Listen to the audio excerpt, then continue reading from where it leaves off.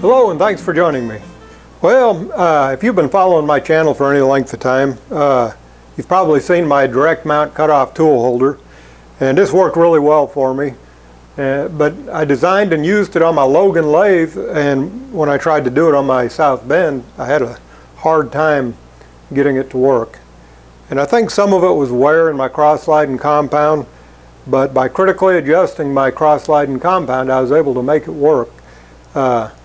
But I did a little trick, made adjusting the slides a lot easier. Let me show you what I'm talking about. Here's the original screw. It's they call it a cone point screw. That's what adjusts your slides with.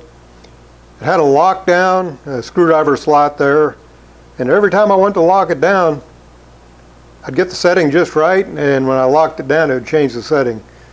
And I'm sure anybody that's ever messed with them has experienced the same thing. You can achieve a good setting, but it's really difficult. And the way I did it, I tightened them until I felt a drag, and then went on to the next one, tightened until I felt the drag, and then backed off a little bit.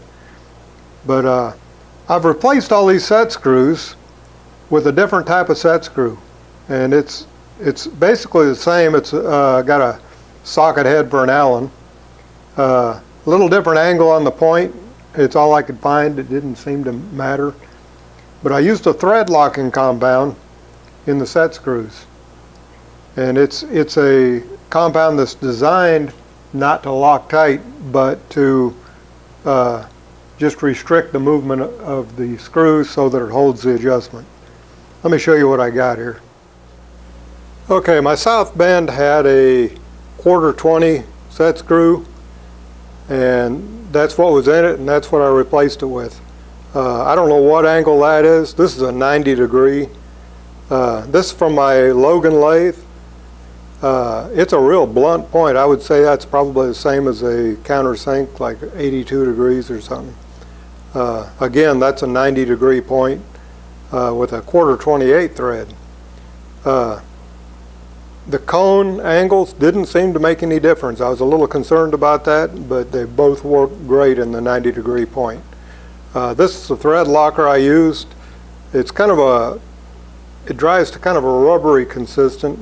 At first I didn't think it was going to lock it too well, but after it dries a while, it really holds it pretty good. Of course, you can get the set screw out, no problem.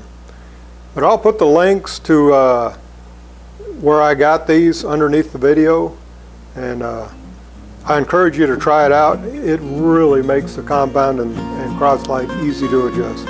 Anyway, that about wraps it up, and thanks for joining me. Be sure and subscribe.